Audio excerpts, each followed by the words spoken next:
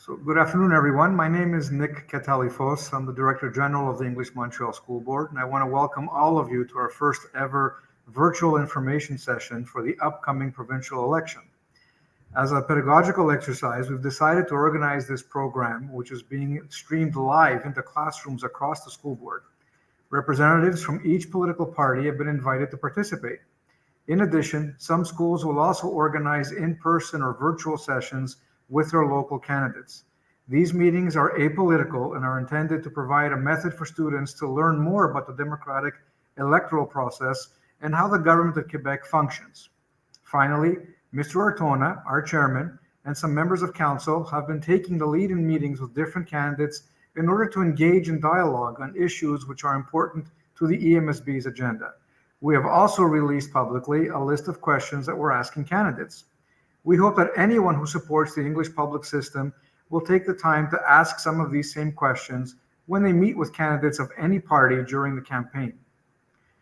À l'approche des élections provinciales qui se tiendront le 3 octobre, la Commission scolaire English Montreal s'entretiendra avec les candidats afin de soulever d'importants enjeux en lien avec l'instruction publique. Dans le cadre d'un exercice pédagogique, le CSEM organisera une séance d'information virtuelle bilingue aujourd'hui, laquelle sera diffusée en direct dans les salles de classe de la commission scolaire. Qui plus est, certaines écoles organiseront également des séances en personne ou virtuelles avec leurs candidats locaux.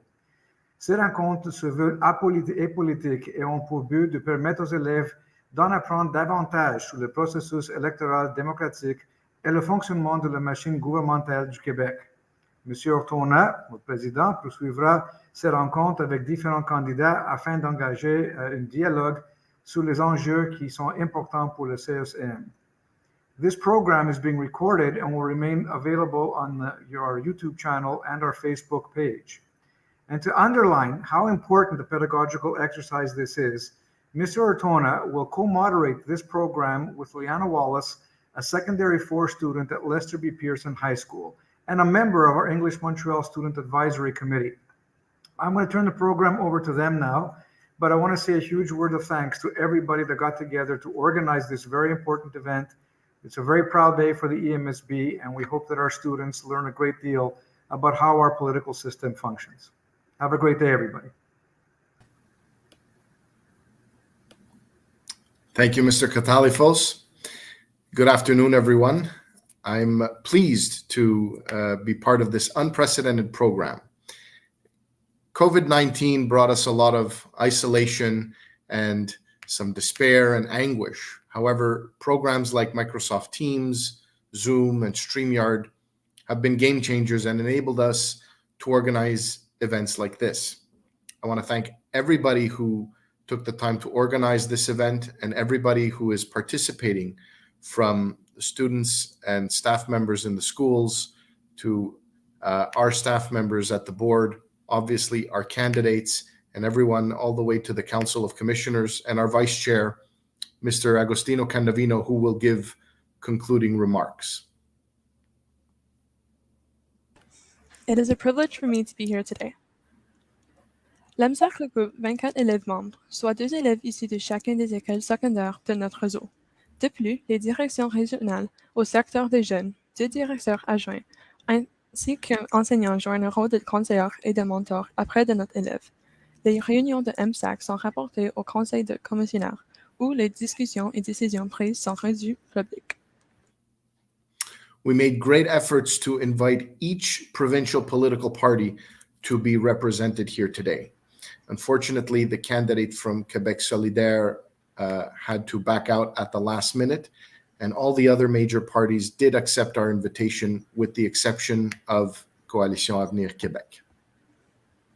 With us here today are Jennifer Maccarone, incumbent Liberal candidate for Westmount St. Louis; Colin Standish, leader of the Canadian Party of Quebec and also a candidate in Westmount; Andrea Stefano from the Bloc Montreal Party, candidate in Maurice-Richard; Chakib Saad of the Conservative Party of Quebec and candidate for Jean-Mance/Vigor; Jamie Souza of the Green Party, candidate in Rosemount; and Hilal Pilovic from Quebec Solidaire, the candidate in Darcy McGee. Lastly, Sabrina Mercier-Ullhorn from the Parti Quebecois and candidate for Mercier. Format for this program will be as follows. Liana and I will ask each candidate one question. Following that portion, we will open the chat function so that students too can ask questions and specify for which candidate they wish to ask. We ask that each candidate please limit their answers to 3 minutes or less. Nous allons donc commencer. Mr. Standish, according to paragraph 23(1)(a) of the Canadian Charter of Rights and Freedom, parents whose first language learned and still understood, or mother tongue, is that of the English or French linguistic minority of the province in which the parent resides have the right to have their children receive primary and secondary school instruction in that language. However, due to Section 59 of the Constitution Act 1982, paragraph 23(1)(a) does not apply to Quebec. Do you believe that paragraph 23(1)(a) should apply to Anglophone Quebecers as it does to Francophones in the rest of Canada? Thanks very much. This isn't Colin, clearly. His hair would have grown a bit. My name is Myrtis-Eirene. I'm the candidate in Saint Laurent for the Canadian Party of Quebec. So yes, to answer your question, educational choice for all Quebecers is a fundamental principle of the Canadian Party of Quebec. In fact, in the next National Assembly session, CAPQMNA will present a motion to expand educational choice by invoking S23(1)(a) of the Canadian Charter. Children for whom English is either the mother tongue or first official language spoken will have the right to English schooling in Quebec. Our position on Bill 96 is that we would like to call for the full repeal of Bill 96, and since its inception and before its recognition as an officially authorized provincial party. On June 6, 2022, Action Plan Against Bill 96 recommends detailed actions for Justice Minister David Lametti. So we would like to repeal Bill 96 as one of the ways to ensure that the freedoms and the rights from the Canadian Charter for parents whose first language learned and still is understood or their mother tongue is that of the English or French linguistic minority and in which the parent, of the province in which the parent resides. They have the right to have their children receive this primary or secondary school instruction in that language. I hope that answers your question. Thank you. Thank you very much for your answer. So the next question is for Ms. Maccarone. What is your position on Bill 96, an act respecting French, the official and common language of Quebec? Would you keep the law as is? Would your party amend it in any way? Would you repeal part or all of this law? Thank you. It's an excellent question. Clearly, I think as community members, we all understand as Anglophones, those of us that are here participating in this debate and in this conversation, we need to end the division of Bill 96. Bill 96 is a misguided law that was deposited in an effort to protect and promote the French language, and it will do anything but that. It's a bill that's created division in our community, and it's meant for you and I to be having conversations and debates about Bill 96 and not about issues that should be more important to our communities, such as health, such as education, such as daycare, such as the economy. So what's the Liberal Party's stance on Bill 96? It's, of course, to end that division. And what does that mean? Because Bill 96 is a very complicated bill. Nobody can just take it and throw it out the window. That is not how legislation works in the National Assembly. Bill 96 is a bill that has an impact on 28 other laws. In order to change and repeal or correct Bill 96, you need to deposit new legislation, and that legislation needs to be debated. In order for that to happen, you need to elect a new government. That's the only way that it can happen.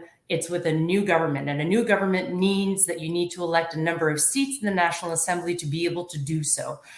To end the division of Bill 96, there's many things that are wrong with this bill. First, we need to give students back the right to choose what cégep they're going to go to and what classes they want to take. That's something that's very fundamental and it's important. The other thing that needs to change is everything that's related to the magistrature. So everything that's related to the law and justice and judges, because the judges should be the ones who determine what their needs are. That's fundamental. So the right to access to justice, because it's going to be slowed down by Bill 96.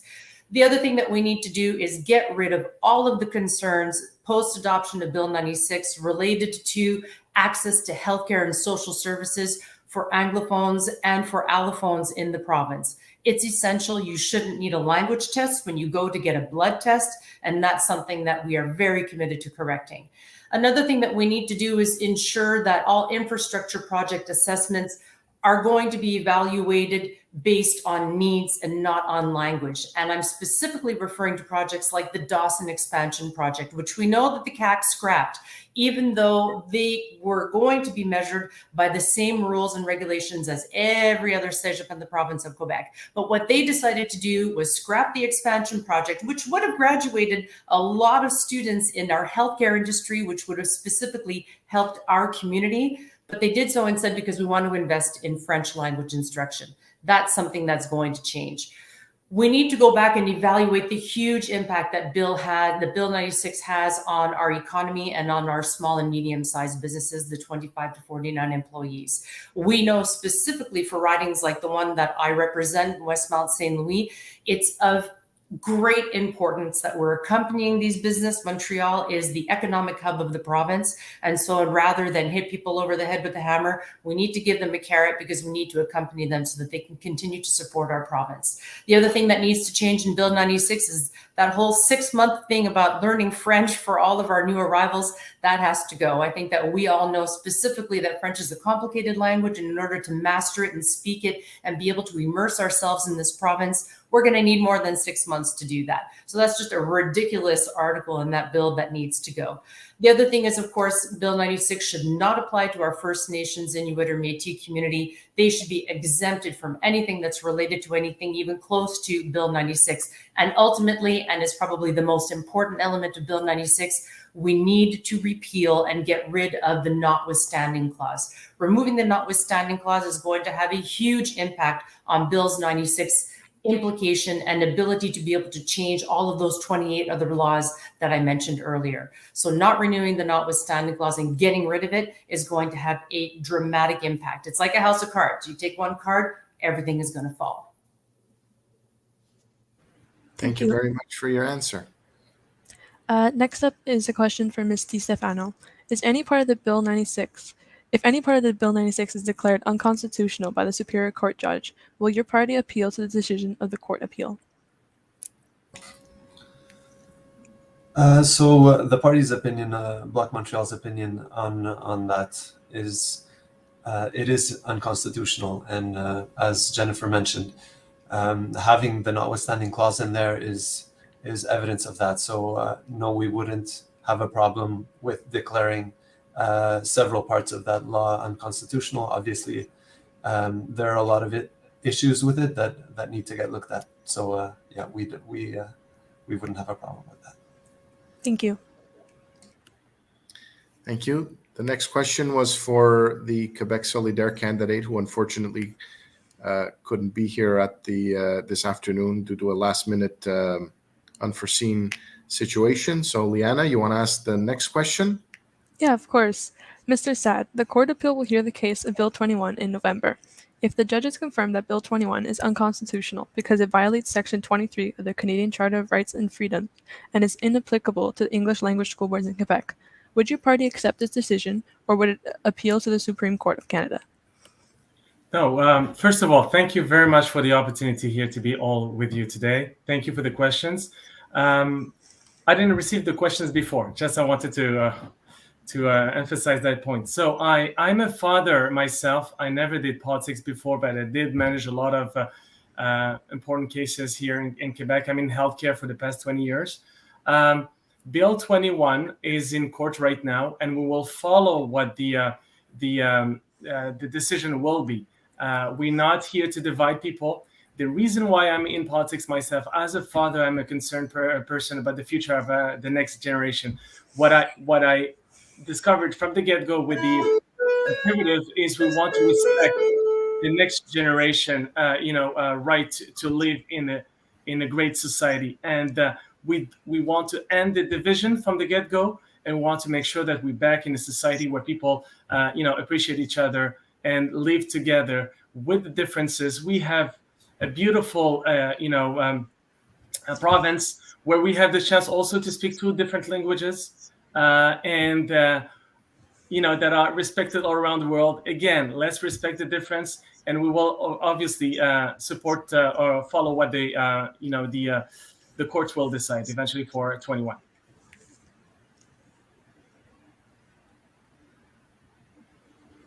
Thank you for your answer. So the next question is for Mr. D'Souza. And the question is, the issue of air ventilation and air quality is an important one for parents, students, and staff. What will your party do to ensure good air quality in our classrooms? Will you invest in air purifiers? And will you reimburse the school boards who purchase them with their own funds? Thank you for the question. I also didn't receive the question, so here we go. I know Alex Terrell, the leader of the party, recently had a talk with the EMSB, and he is very pro putting in vents to improve the air circulation. I know in recent years, it's been a huge problem within schools among Quebec, especially since a lot of them are older buildings. So definitely improving air quality, putting in vents, and of course reimbursing the schools who are making these changes, because at the end of the day, it's for the students, it's for better learning, better quality of life. So definitely we want to encourage them to make these changes versus punishing them. So we will provide a reimbursement for these schools. Thank you. We, of course, have so many more questions. As noted earlier, we made our questions public, so we hope each of the candidates will share their responses on each of them. Now it is time to hear from the students. I'll ask Daniel Smashevitz to advise us the questions, and a reminder, we will conclude at 2 p.m. We ask that each candidate answer the question in 2 minutes or less. Just before we take questions, Liana, we have one more question. I'm sorry. That's okay. This question is for Madame Mercier-Ullhorn.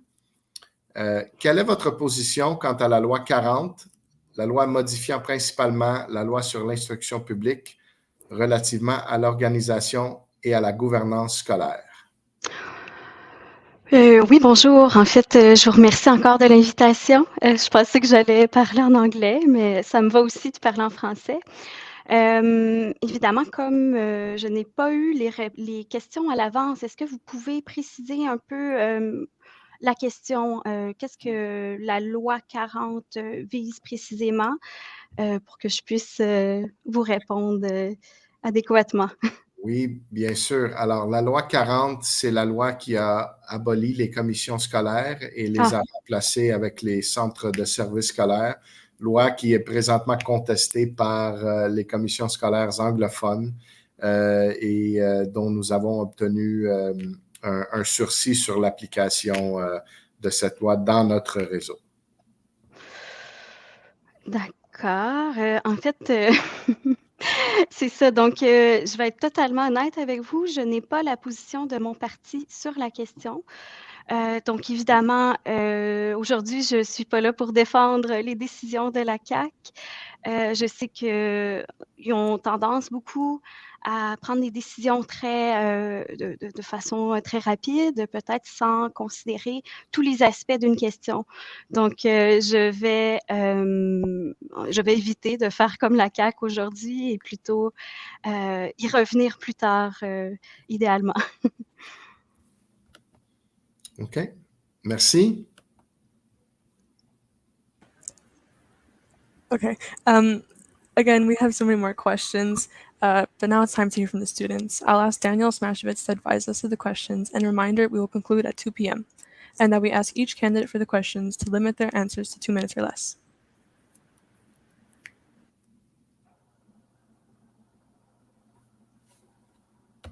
So I see a question on the screen from Dan Wallenberg. The question is from Mr. Saad.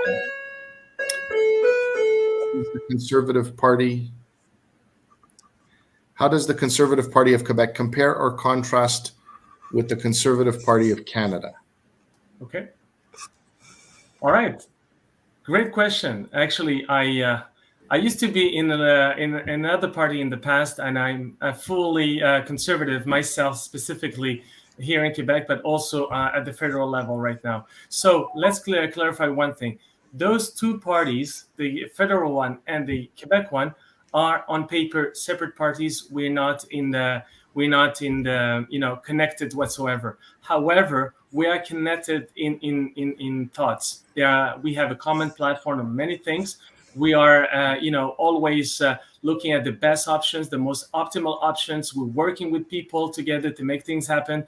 And Eric Duhem, our leader, knows very well, Mr. Poilievre, for whom I have a lot of respect. So no, we're not physically, to answer back, we're not technically connected, but in thoughts we have a very large common ground platform. Thank you. Thank you. I have a question from Westmount Park. Can each party talk about their stance on Bill 21? So perhaps the best way to go about that, so not everybody's answering at the same time. And by the way, that's an excellent question from Westbound Park. It was the question that we had reserved for the Quebec Solidaire candidate. It was about Bill 21. So perhaps if we can go candidate by candidate, Ms. Maccarone, would you like to answer that question? I would be delighted to answer that question. Bill 21, of course, is also a very negative and a very divisive bill that unfortunately the CAQ government has put into place to separate the church and the state, right? So we believe that Bill 21, which is the bill of laïcité of the state proposed by the CAQ government, is way, way too far-reaching, especially in terms of prohibiting religious symbols in our schools and the impact that it has on our teachers. And this is hugely important, as right now we know that we're all facing really, really important challenges in terms of labor shortage. It shouldn't matter what's on your head, it should matter what's in your head. And so that's why the Liberals would reverse Bill 21 if we were fortunate enough to gain power and form the next government. We would also not renew the notwithstanding clause. And I know a lot of people are talking about the notwithstanding clause, and that's because it is hugely important. By removing the notwithstanding clause, legal experts have stated that pretty much this bill won't stand. And the reason why I keep talking about being in government is because I want people to understand that when we're talking about all of these legislative changes, I think that especially our students need to understand how things function in the National Assembly, because the National Assembly is based on law and it's based on time. What we do in the National Assembly is debate legislative impacts for the province. And to do that, you need to have time. Time means that you need to have a certain number of seats. If you have a certain number of seats, you have more time. The government, of course, owns the House. They have the most amount of time and they have the most amount of votes. And so what's important, if we want to ensure that our community is well represented, we need to make sure that we have a strong opposition and lots of voices around the table when we're debating in commission, so that we can stop things like Bill 90, Bill 96, and Bill 21 and Bill 40 from happening. So Bill 21 is a bill that, of course, we won't renew the notwithstanding clause, and the Liberals' position is that we would reverse it in the event that we would be in power. Thank you. Ms. Myrtis Fossey from the Canadian Party of Quebec. Hi, thanks. So our response to that is that Bill 21 is an illegitimate, immoral law that codifies public employment discrimination based on a person's religious faith and shamefully targets religious minorities, most notably observant Muslims, Sikhs, and Jews. It entrenches the notion of distrust and disdain for Quebec's religious minorities, regardless of their attire. And it also codifies a certain hypocrisy in the treatment of different religions. In 3 years, Bill 21's consequences have been immediate and devastating for many Quebecers, a stigmatization and marginalization of religious minorities in Quebec society. The Canadian Party of Quebec opposes Bill 91 in its entirety and calls for its complete repeal. Now, the Liberal Party is saying that they're also on board with this, and they very carefully has described how the process works. But we do take exception.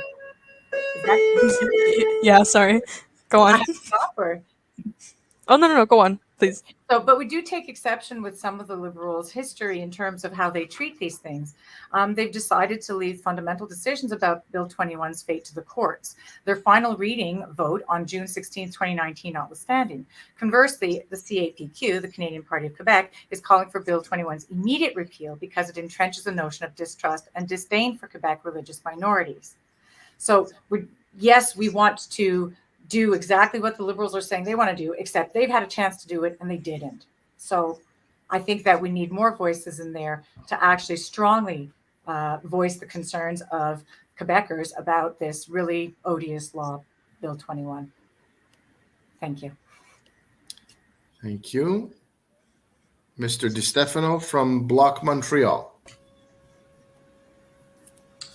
Thank you. Bloc Montreal's position on Bill 21 is that it is divisive, and regardless of the intended goal of having the church and state be separate, it unfairly affects religious minorities. We believe that one of Quebec's greatest strengths, and particularly Montreal's greatest strengths, is its diversity, and that includes its religious diversity.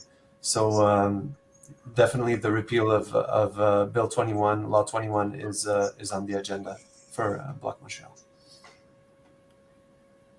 Thank you. Mr. Saad from the Conservative Party of Quebec.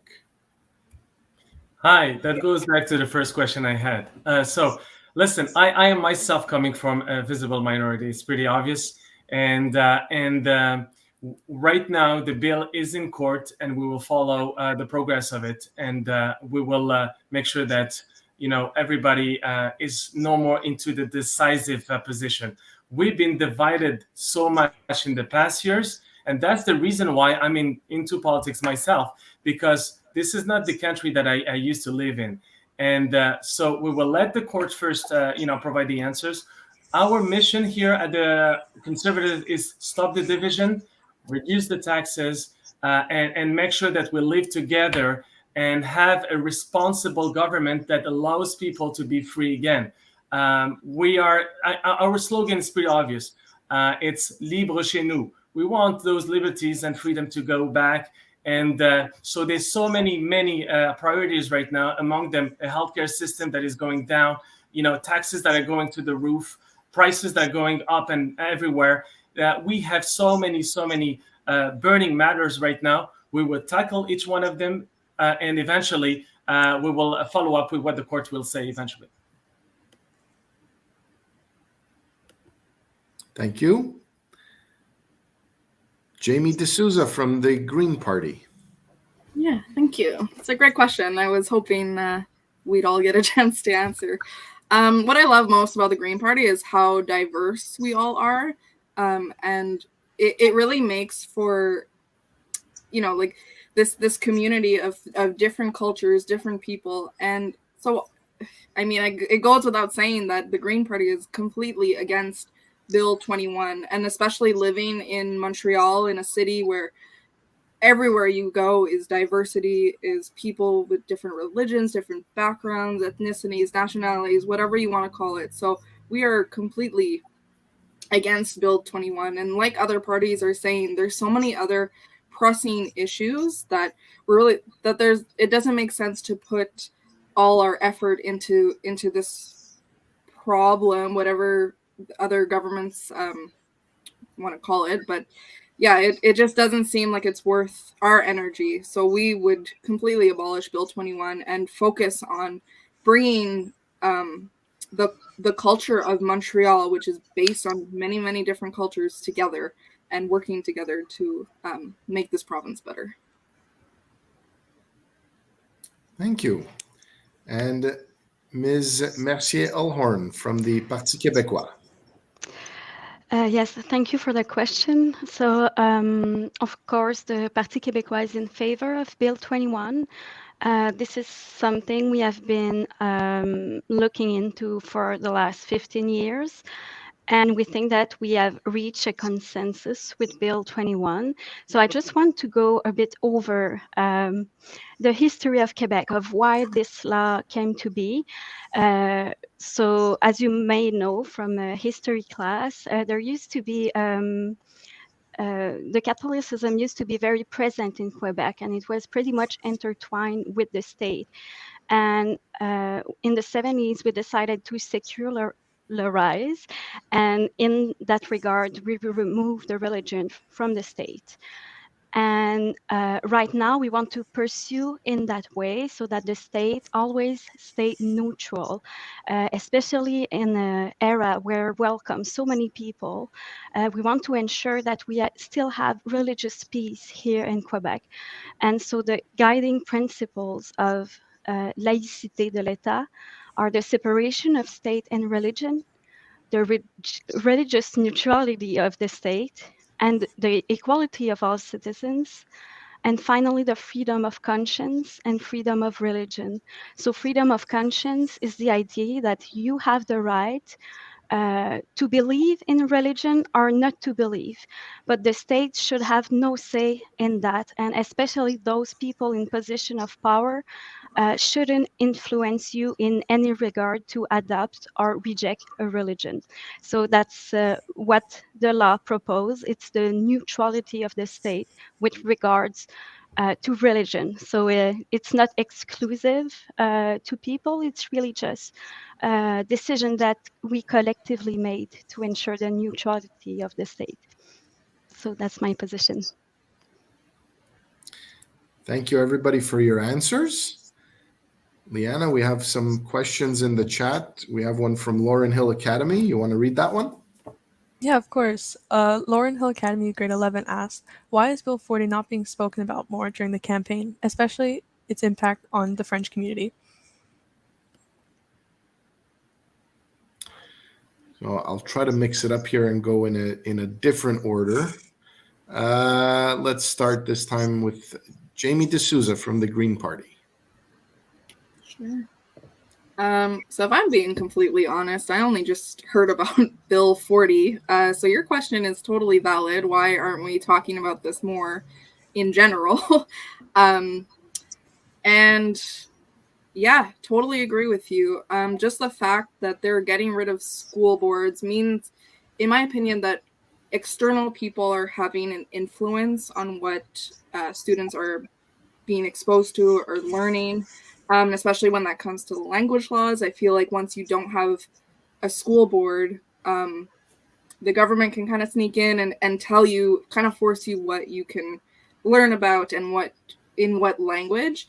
And definitely it does have an impact on the French community, which we should definitely be speaking about more. And for the Green Party, if we're talking about language, like we want to promote both languages, English and French, whichever one is your first or second language, but really promoting that in schools. So I think by having a school board, you're really allowing this community of people to decide what students are learning versus having extended, social centers, deciding what students are learning when they're not really necessarily part of the community itself. So definitely we need to talk about this more, because if you're not involved with school, if you don't have kids, or if you're not even part of it, then you don't really know what's going on. So yeah, fully agree. We need to talk about this more. Thank you. Mr. Di Stefano from Bloc Montreal. Thanks. Yeah, that's a great question. And I also have to confess, I hadn't heard about this until today. So it seems to me, based on what I've read so far, that it's part of a movement with the current government to kind of move power from local to the ministry, and this includes the Ministry of Education. So it sounds like it's having a negative impact on municipalities and localities' ability for self-determination, to make these choices based on what they're experiencing at that level. I'm interested to hear how this conversation evolves, and I'm looking forward to learning more about it. Okay, thank you. Ms. Fossey from the Canadian Party of Quebec. Great, thanks. Our position, the Canadian Party of Quebec's position, on Bill 40 is that we impose it on the grounds that school boards have an important role in organizing quality education within their districts and contributing to the sociocultural and economic development of those communities. And we have called for its full repeal since its inception. The party recognizes the importance of constitutionally guaranteed education rights for English-speaking minority of Quebec, Section 23 of the Canadian Charter, as well as the right of French-speaking majority to control their own educational governance via school commissions. So we're talking about how this might affect Francophone students, I believe, the French community. So once you centralize the services offered, then each community isn't able to answer or address the needs of that community because it's somebody else outside of the community who's making decisions. Versus having a school board locally, maybe tied in even with some municipal elections, which is one of the proposals of our party, would allow us to ensure that each community is well represented in terms of its needs and in terms of the educational quality that those kids are receiving.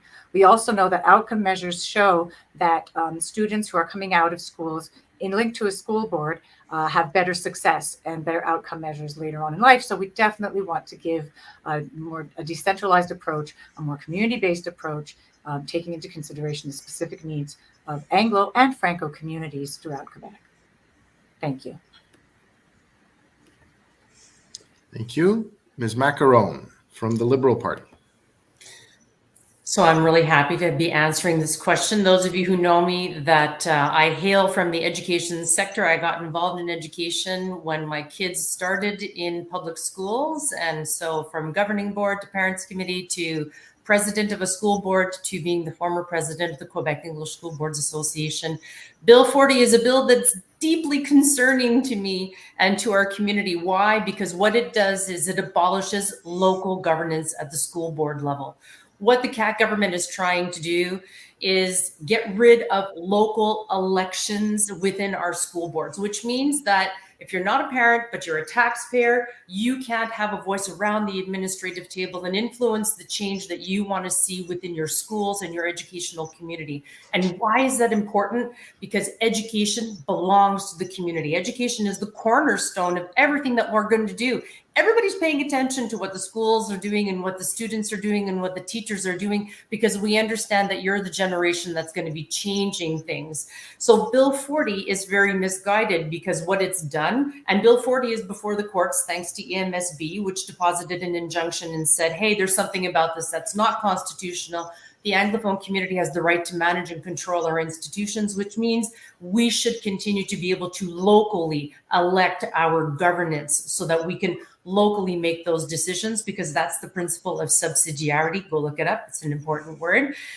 In the Francophone system, they don't have the same rights. They're the majority, and you would think that they would have more power, but they don't. And so they lost their ability to locally elect their representatives of their school boards, which we're now calling service centers. So that means that there's administrators that are decided from other bodies, including parents. There's a lot of parents that are around the table because parents should be in a majority position and representing and giving feedback because their kids are currently in the system that's being managed.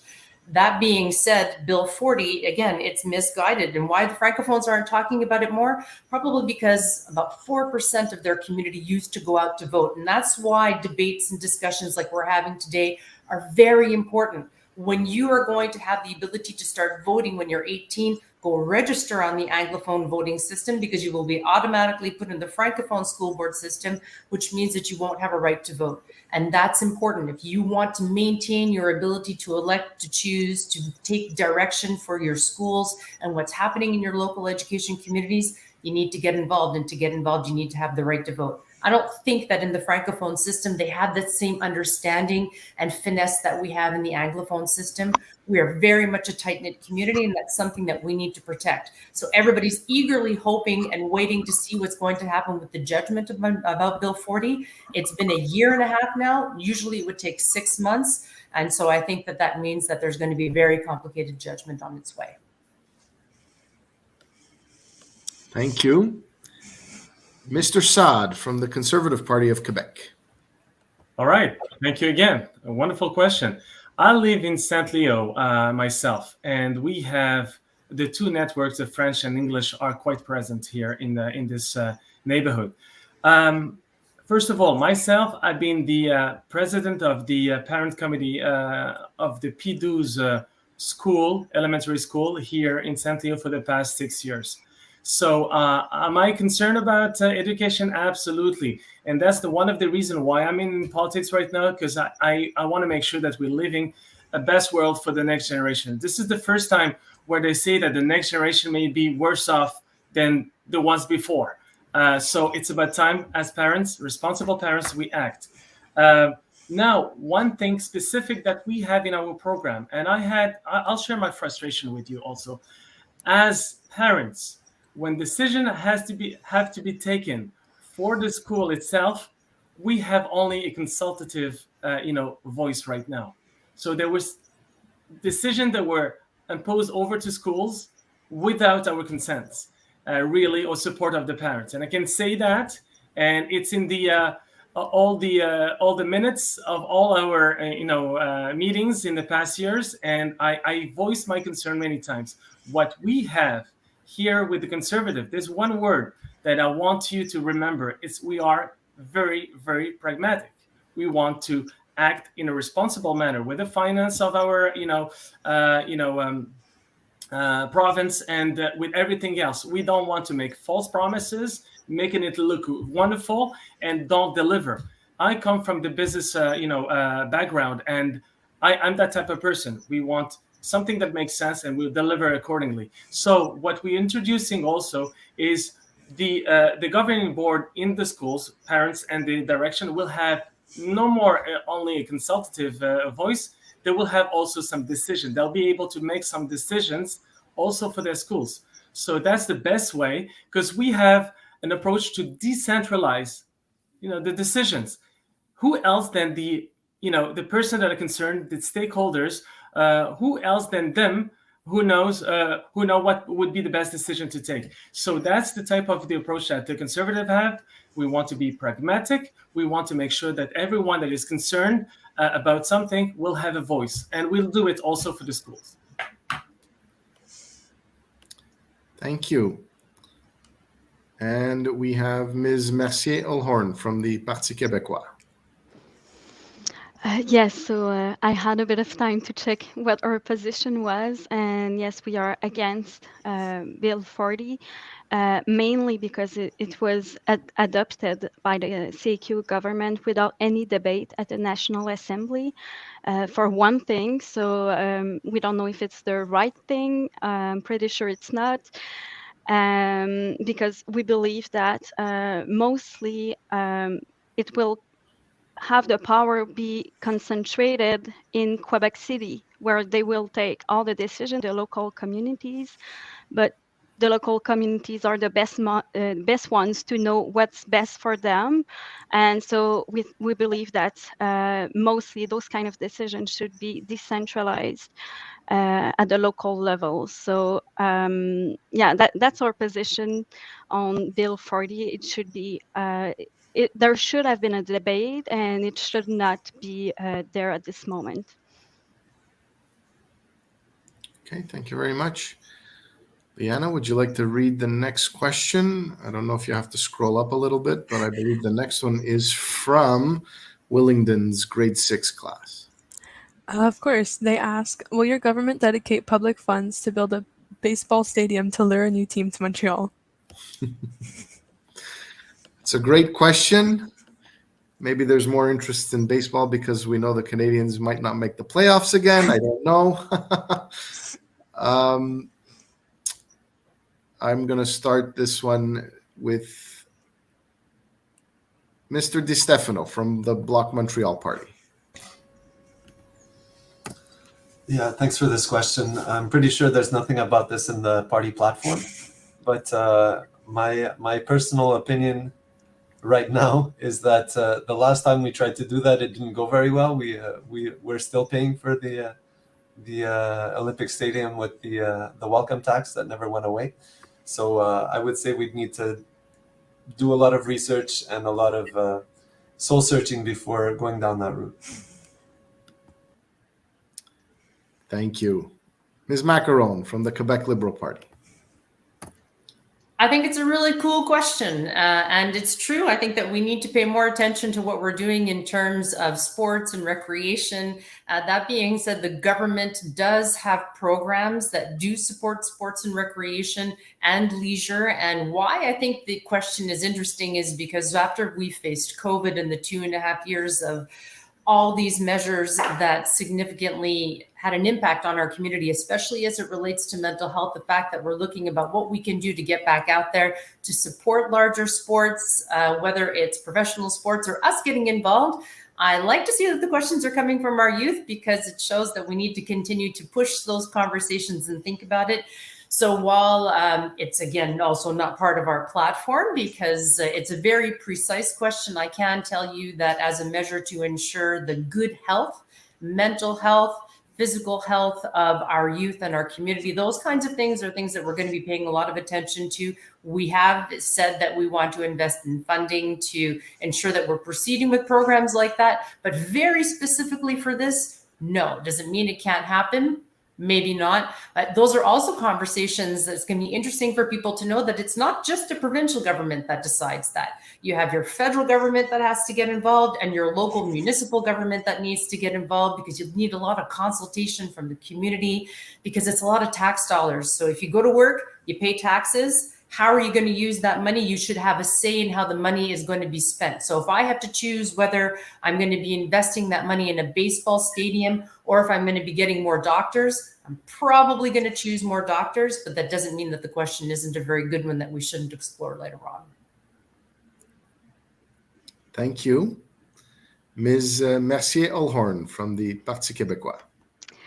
Yes, so sadly, I guess if you're a baseball fan, we believe that the public funds should be used towards something else than having a baseball team and a stadium come to Montreal.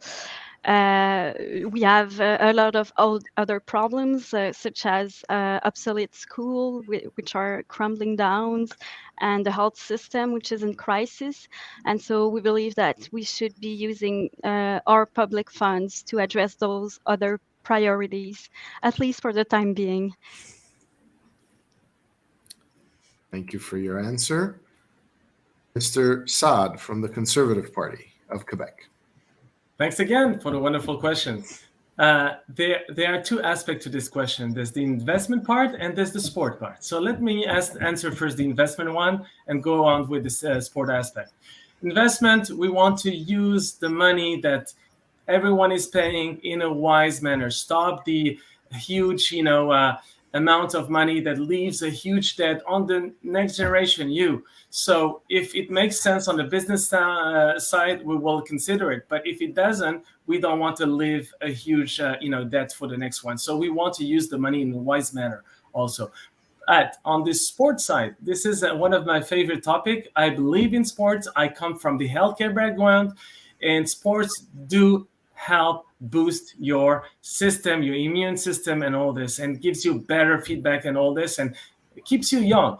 I have girls myself, and I do support that sport, and I do encourage them also to do sport all the time. So, Mike, to answer back, yes, we will make sure that sport is at the core. In fact, we did announce about a week ago that we are providing $500 tax, incentive, for people to go and register sport. What happened in the past 2 years, we don't want that anymore. We want to make sure that people, and children, practice their sports that they love, because this is the best way to maintain you and maintain social interaction between us. Thank you. Thank you. Jamie D'Souza from the Green Party. What a great question. Really wasn't expecting that. Obviously, it's not in our platform, but culture is. And I feel like the Expos play a huge part of Montreal's culture. You hear people talking about it even now, even though the team hasn't existed for many, many years. And we believe that investing in culture can help, help the local economy. We could provide jobs. But it also brings people together. We're always talking in Quebec about this language barrier, but events like sporting events can bring people together in sort of a neutral setting. So I don't know about the public funds. Obviously, there's a lot of things that need to be discussed, but I think if we can make this the success that it was many, many years ago, I think it would be worth it for Montreal to invest in this, to have our own team, and to bring that culture back to Montreal. Like we're committed to the haves, but I think we can go much further than that, and I think it would change the dynamic of the city and maybe even the province. Thank you. Ms. Fossey from the Canadian Party. So this is a great question. You just gotta love how kids have a totally different focus than adults do. And what I think is really fantastic about this question is that it's about unifying people all together around a centralized team that's bringing everybody together, that we're all celebrating together, and we're letting go of our differences, and it's about having fun and doing something really positive. And so much as I wish I could say that our party is willing to, put some money into that particular venture, I don't think that that's part of our platform either. But I think that it's a great thing to point out that as we do come out of this pandemic, people are looking to get together, people are looking to celebrate around sports and other cultural events. And that's really what makes Quebec and Montreal just a fantastic place to live. So thank you, Wellington School, for that excellent question. Thank you. We have another question from Mind High School. Liana, you want to read the question? Yeah, of course. Mind High School asks, can each candidate describe their plan for addressing climate change? That's a great question. We'll start with Jamie D'Souza from the Green Party. So yeah, the Green Party, obviously environment is one of our main concerns. A big part of our platform looks at that, and I could spend hours talking about how we're going to address climate change in every single realm. But I'll talk about a few things. So one of our big ones is access to public transportation, increased access, in order to reduce the dependence on cars and individual vehicles. So we want to make public transportation free, provide more services, build more metro lines. In Montreal, we have a great system already. There's obviously different improvements we can make to make it accessible to more people, and also to connect different regions within one another. So that's a big one. In my platform, personally, which obviously ties in with the Green Party, I'm looking more at recycling. So that's a huge issue that we're dealing with right now. A lot of what we're throwing away is just ending in a landfill. So part of what the Green Party wants to do is nationalize the recycling system, so that we're not only picking out things that will be economically beneficial for us, but also finding ways to recycle, repurpose, reuse everything that's being thrown in the recycling bins. Also, I mean, it starts with you guys, right? You guys are the future, the youth. We need more of these programs in schools. I grew up on the EMSB system, and I never learned about the environment. I learned about the 3 R's, and that was it. So definitely putting in more programs to teach people about the environment will help us to work towards some of the issues we're trying to tackle, such as, like I said, reducing the amount of cars, providing clean and accessible water to everyone around the province. There's so many things that I can mention in our platform, but definitely it starts with the education of teaching people how to make these changes, and the 3 R's, which have shifted since I was a kid. But yeah, definitely it starts with the education, and then we can work towards reducing our impact altogether. Thank you. Mr. Stefano from Bloc Montreal. Yeah, thanks for this great question. It's so important, and I agree we should be talking more about this than about some of the other stuff we've been discussing at the provincial level. So Bloc Montreal has some ambitious plans to address climate change. One of them being making the island of Montreal carbon neutral by 2040. There are a few plans in place to make that happen, increasing the presence of green spaces in our cities. We have a fantastic public transit system already, so building on that, making the current system free during rush hour, so from 6 to 9 a.m. And between 3 and 7 p.m. Investing also to upgrade the recycling and waste management systems. There's definitely a lot of work that can be done there. And also imposing and enforcing higher standards on some of the bigger polluters in society. So some of the bigger businesses and industries, trying to get a bit more consistency on the way these environmental standards are applied and enforced. So that's a quick overview of what Bloc Montreal is talking about. Thank you. Ms. Fossey from the Canadian Party. So as a target, the party, the Canadian Party of Quebec, views the current government objective of reducing GHG emissions to 37.5% below 1990 levels by 2030 as a timid intermediate step towards the full decarbonization by 2050. That's our goal. Our overriding goals are kind of centered around 5 key points. 1, we would like to enshrine environmental protection in Quebec's Charter of Human Rights and Freedoms. 2, we'd like to put levies on Hydro-Quebec's annual earnings to fund climate research. 3, an integration of UN definition of sustainable consumption into major policy initiatives covering all aspects of life. 4, a plan to completely decarbonize Quebec's economy by the year 2050, as I mentioned. And 5, government initiatives, selective public-private partnerships in carbon neutral and carbon negative industries to benefit the public good. In addition, we would really like to see some kind of return to the original decision that was revoked recently to extend the REM to Vaudreuil. So this would allow residents from Vaudreuil who need to use the Île-aux-Torts Bridge to actually have an alternative, and this would reduce quite a bit the carbon emissions because we would be taking off 90,000 vehicles of all types which are crossing the Île-aux-Torts Bridge on a regular basis. So there'd be a really pragmatic way of reducing emissions. So these are some of our targets. Thank you. Ms. Maccarone from the Quebec Liberal Party.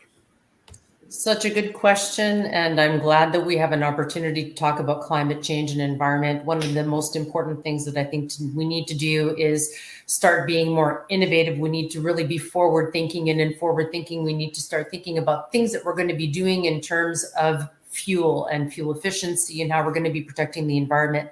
And that's why the Liberal Party wants us to take a serious look at green hydrogen energy, and that's the ECHO project. I've only got 2 minutes, so I don't have time to go into all the details, but do look it up because it is the future of what we will be doing in terms of fueling our cars, our boats, our ships. We need a water strategy. Water strategy is hugely important. Right now, we have a lot of companies that are using all our water, and there's not a real tax on that. And so we need to make sure that we're nationalizing our water. That's going to be important to make sure that there's going to be some for all of you and your children when you decide to move forward with your families. It's about protecting the population, and it's also about ensuring sustainability of our natural resources. And that's going to be very, very key in the future. We want to make biodiversity a right. So it's going to become a law, the way that we have the right and the charter that applies to all of us. And so that's going to be a very important element. So the right to environment and a safe environment and biodiversity is a huge part of our platform. One of the other things that we're going to do, and it's going to be really new, is that in the event the Liberals take on the next government and Dominique Anglade as the premier, she will also be personally responsible for everything that's related to environment. And why is that important? Because instead of having one minister that's responsible for just a small portion of everything that we're doing in the National Assembly, it means every decision that's going to be taken is going to have an environmental impact. So whether it's economy, whether it's education, whether it's for families, whether it's for employment or social solidarity, everything is going to be looked at from climate change and from an environmental perspective. There's other things that we need to do. We need to electrify our transportation networks. And why is that important? Because we want people to get electric cars, so we stop using gas. So we're going to triple the amount of charging stations that exist. We're also going to go back and improve the Renovar program as well as the Rouler program, so we can go back to it being a subsidy of $8,000 to encourage people to get a car, and look at our building codes so that we make sure that we're using sustainable materials when we're building, so that we can give back to the Quebec economy, like using wood from Quebec, for example, when we're going to be building our houses or building our big businesses. We need to invest massively in public transportation to encourage people to use it. But if it's not a good system, then there's no point in people saying, hey, we're going to make it free. We want to make it free for our seniors and our students, but in order for it to work, we need to invest in public transportation. So that's some of the measures that we want to do. We also have been and have always been in favor of the extension of the Blue Line. Again, we want to encourage people to use public transit. We want to be carbon neutral by 2030. We want to get rid of single-use plastic. That's not a good thing. And we want to focus on consignment. So stop putting your pop cans in the recycling. Go bring them back to your local grocery store. It's an important thing that we can do, and it doesn't take a lot of time. And one of the other things would be conservation of our protected spaces. So much more that we need to talk about. We definitely need more than 2 minutes and probably just an hour debate just on that. But it's a great question. Thank you for asking. Thank you very much. Ms. Mercier-Ullhorn from Parti Quebecois. Yes, so I think that we can all agree that climate change must be addressed immediately by all governments, and it requires a global effort by all the local governments and to be able to meet the challenge of climate change. The Parti Québécois is committed to ensuring a green and sustainable future for our generations, and we also want to have a fair ecological transition. So that means that we shouldn't penalize the consumer, while it's the companies that do 71% of all pollution, if not more. So our plan is to have the ecological transition be as smooth as possible for the people. So, for instance, we want to introduce a pass climat, it's called. So it's a transit pass that can be used for all local, metropolitan, regional, and long distance public transport for only $365 per year.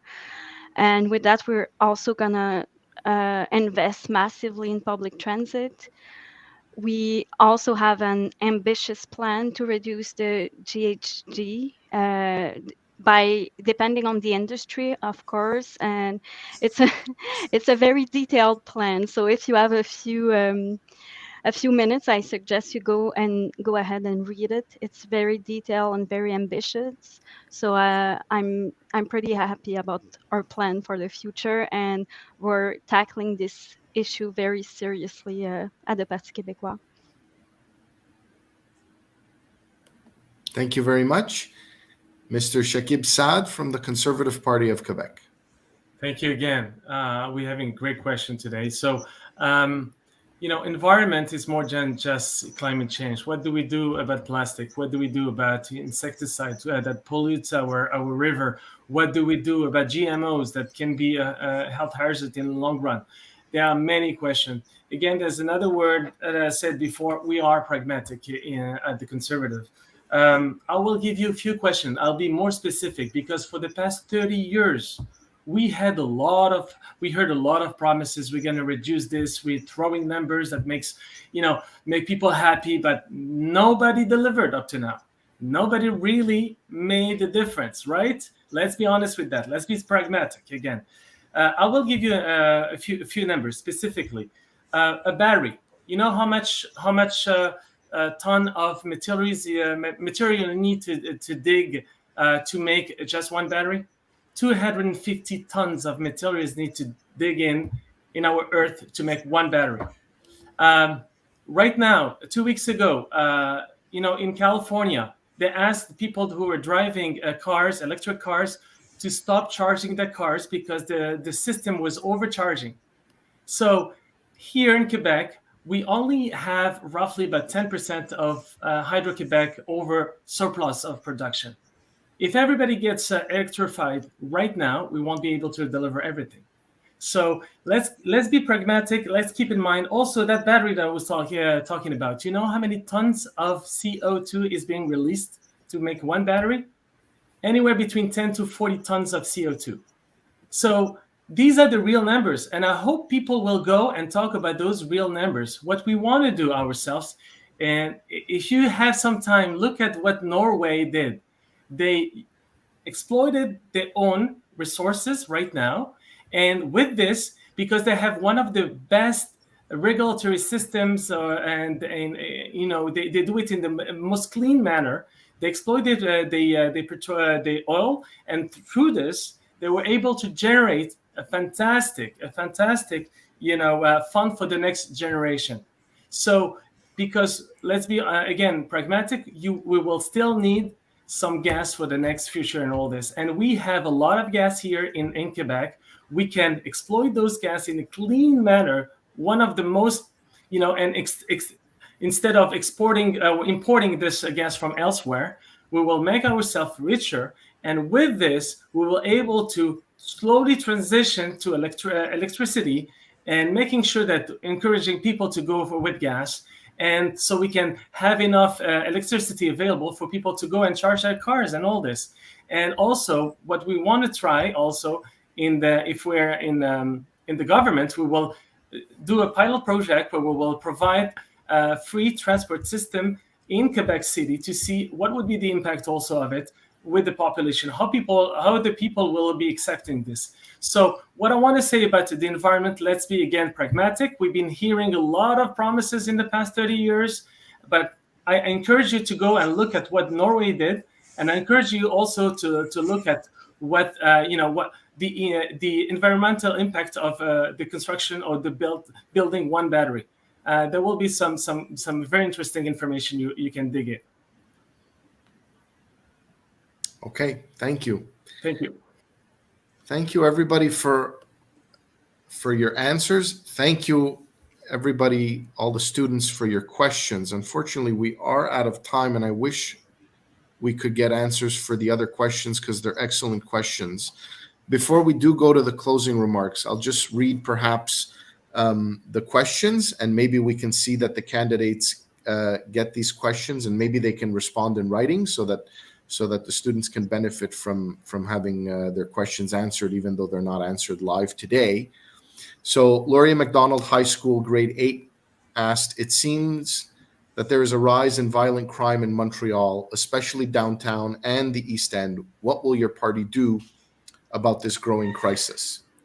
And from Mind High School, does each candidate live within their riding? If not, in what way do they think they can adequately help their constituents?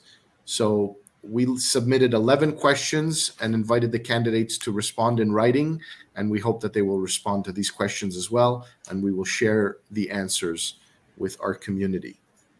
And if there are any other questions that come in, we will gladly forward those as well to the candidates. And now for the closing remarks, the Vice Chairman, Mr. Agostino Cannavino. Thank you, Mr. Ortona. I want to thank everyone for their participation in this wonderful initiative.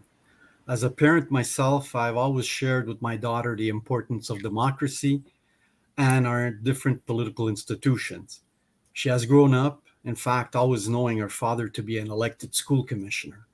I appreciate the willingness of the candidates to join us today. Thank you, Liana, for representing our student population so well. One day, members of our student population will be old enough to vote, some sooner than others. In the meantime, for everyone who's watching and supports the EMSB and our English public school boards, please be mindful of the questions and share them with your candidate you meet so that we can convey the message and hopefully we'll have a voice to be heard at the National Assembly. Thank you very much.